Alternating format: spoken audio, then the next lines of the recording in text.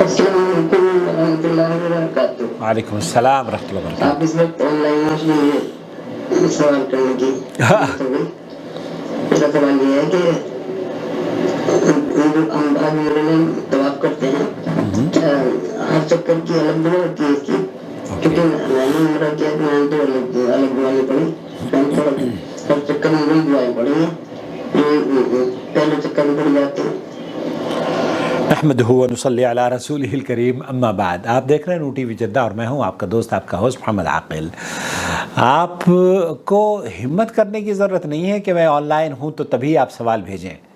آپ کے سوال سر آنکھوں پر، اللہ رب العالمین آپ کو حفاظت سے رکھے۔ جب بھی میرے ویورز جب بھی مجھے آن لائن ہوں یا آف لائن ہوں سوال بھیج دیا کریں، اور سوال بھیج کر جواب حاصل کرنے کے لیے چینل کو سبسکرائب کر لیں، بیل آئیکن دبانے کے بعد آل نوٹیفیکیشن الاؤ کریں، تاکہ جیسے ہی آپ کے سوال کا جواب اپلوڈ ہو نوٹیفیکیشن آپ تک پہنچ جائیں۔ یہ ہے مسرت دہلی سے، دیوبند سے ان کا تعلق ہے، اور جیسے میں دیوبندی ہوں ویسے یہ بھی دیوبندی ہیں، لیکن الحمدللہ میں سمجھتا ہوں کہ جس طریقے سے مجھے اللہ تعالیٰ نے توفیق بخشی دیوبندی مذہب سے توبہ کی، اسی طریقے سے ہماری اس بہن کو بھی اللہ تعالیٰ نے بخش دی توفیق۔ اللہ تعالیٰ ہمیں ثابت قدمی رکھے، آمین یا رب العالمین۔ عمرہ کرتے وقت آپ نے بھی طواف کرتے وقت 7 چکر ہوتے ہیں طواف میں، اور سعی کی بھی 7 ہی چکر ہوتے ہیں، صفا مروہ، مروہ سے صفا، صفا سے مروہ کا جانا 1 چکر، اور مروہ سے صفا کا آنا دوسرا چکر کہلاتا ہے۔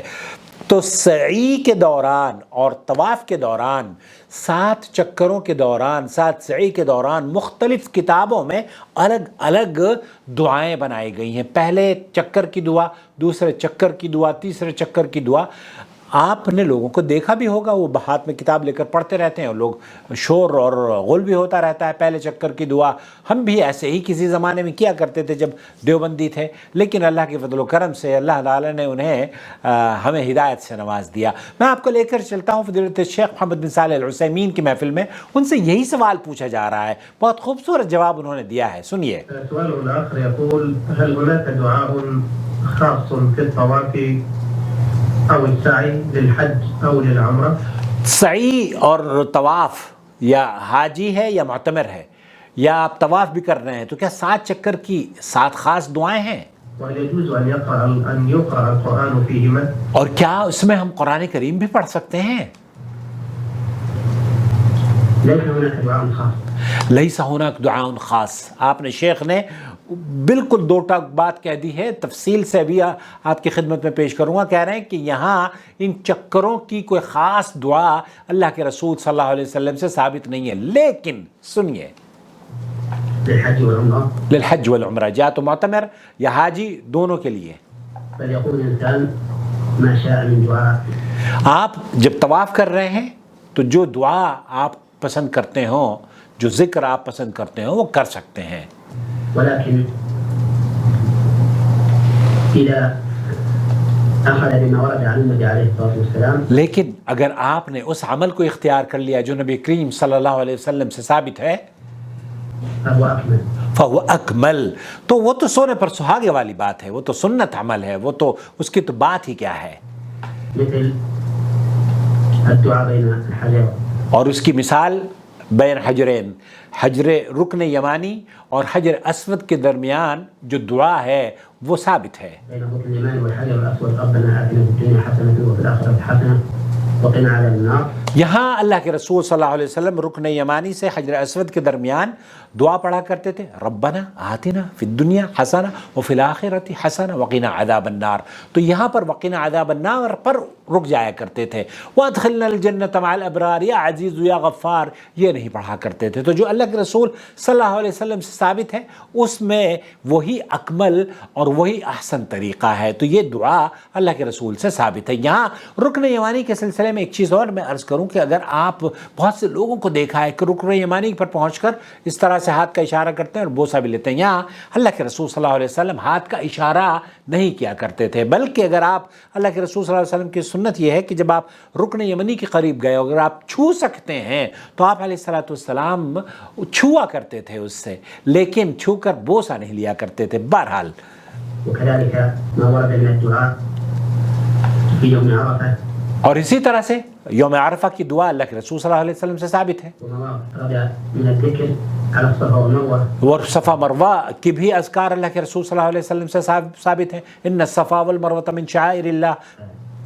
فالشيء الذي يعلمه ينبغي أن يقوله، والشيء الذي لا يعلمه يكفي عنه ما كان في ذهنه مما يعلمه. اب جو چیز آپ کو علم ہے نبی کریم صلی اللہ علیہ وسلم سے سنت، وہ آپ پڑھ لیجئے، اور جس چیز کا علم نہیں ہے وہ آپ اگر اب دعا کوئی ہے تو پڑھ لیجئے، کوئی حرج نہیں ہے، لیکن کوئی خاص دعا کہ اللہ کے رسول صلی اللہ علیہ وسلم سے ثابت ہو یہ چکروں کی، تو وہ ایسا نہیں ہے. وهذا ليس على سبيل الوجوب أيضا بل هو على سبيل الاستحباب. اب یہاں پر کوئی واجب بھی نہیں ہے، یہ مستحب عمل ہے. اگر آپ ایسا کر لیتے ہیں تو اللہ کے رسول صلی اللہ علیہ وسلم کی سنت پر عمل کرنے پر آپ کو اجر ملے گا. والمهم أنه ليس للحج ولا للعمرة دعاء معين لا بد منه. یہاں معتمر طواف کرنے والے اور حاجی کے لیے کوئی بھی خاص دعا ثابت نہیں ہے اللہ کے رسول صلی اللہ علیہ وسلم سے کہ پہلے چکر کیے، دوسرے کیے، تیسرے کیے. بل الأمر فيه كله على سبيل الفضيلة. تو یہاں فضیلت کی بات یہ ہے کہ اگر آپ اللہ کے رسول صلی اللہ علیہ وسلم سے ماخوذ دعائیں پڑھتے ہیں تو اس پر اجر ہے، وہ مسنون عمل ہے. وبهذه المناسبة أردت أن أقول اور اس مناسبت پر شیخ فرما رہے ہیں يكتب في هذه المناسك الصغيرة التي تقع في أيدي الحجاج وہ کتابیں جو حاجیوں کے ہاتھوں میں، معتمرین کے ہاتھوں میں ہوتی ہیں، والعمار من الأدعية المخففة لكل شوط، وہ دعائیں، وہ اذکار، ہر طواف کا الگ الگ ذکر، ہر طواف کی الگ الگ دعا لکھ کر کتابوں میں نقل کر دی گئی ہے. أقول إن هذا من البدع یقول ان هذا من البدع. شیخ فرما رہے ہیں کہ میں تو یہ کہتا ہوں کہ یہ بدعت ہے، یہ بدعت ہے، اس سے توبہ کرنی چاہیے. التي لم ترد عن النبي صلى الله عليه وسلم التي لم يرد عن النبی صلی اللہ علیہ وسلم. اللہ کے رسول صلی اللہ علیہ وسلم سے 7 چکروں کی الگ الگ دعا ثابت نہیں ہے. وفيها أيضا من المفاسد ما هو معلوم. اور وہ اس میں تو بعض اذکار ایسے ہوتے ہیں کہ آدمی پڑھ رہا ہوتا ہے، اس کو پتہ بھی نہیں ہے کہ کیا کہہ رہا ہے. واللہ میں نے کئی مرتبہ جب ہم شروع میں پڑھا کرتے تھے تو بڑی حیرت ہوتی تھی.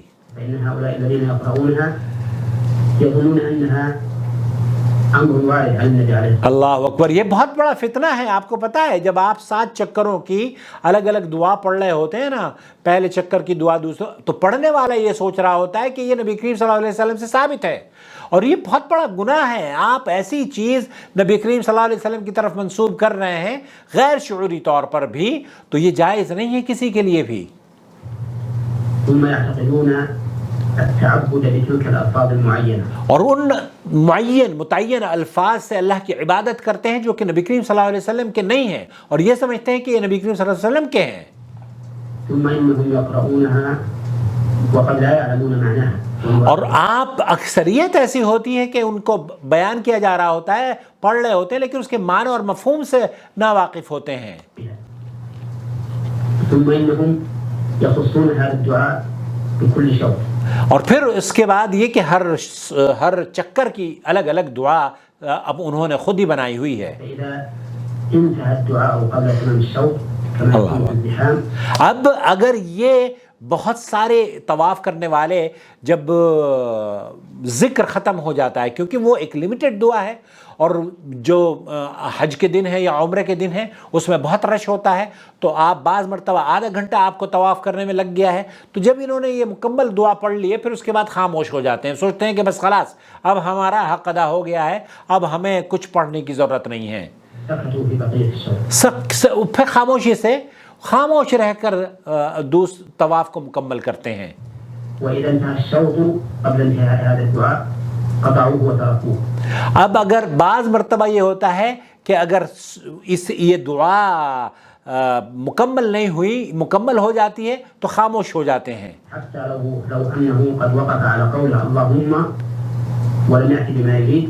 اب بہت سارے کیسز میں یہ بھی ہوتا ہے کہ آپ چکر جلدی ختم ہو گیا ہے اور دعا آپ کی ادھوری رہ گئی ہے، آپ نے صرف اللہم کہا ہے اور مقصد ابھی بیان نہیں کیا ہے، تو پھر اس کے بعد آپ نیا چکر شروع کر دیتے ہیں. فعلوا وتركوا. وكل هذا من الخطأ. وکل هذا من الخطأ، یہ ساری گمراہ کن باتیں ہیں، یہ خطا ہے، یہ غلطیاں ہیں. من الأغراض التي تترتب على هذه البدعة. تو یہ اس بدعت کے اثر سے آپ کی عبادتیں ضائع ہونے کا خدشہ ہے. وكذلك أيضا ما يوجد في هذه المناسك من الدعاء عند مقام إبراهيم. یہاں ایک بات پھر اور شیخ فرما رہے ہیں کہ مقام ابراہیم پر لوگ کھڑے ہو کر خاص دعائیں لکھی ہوئی ہیں.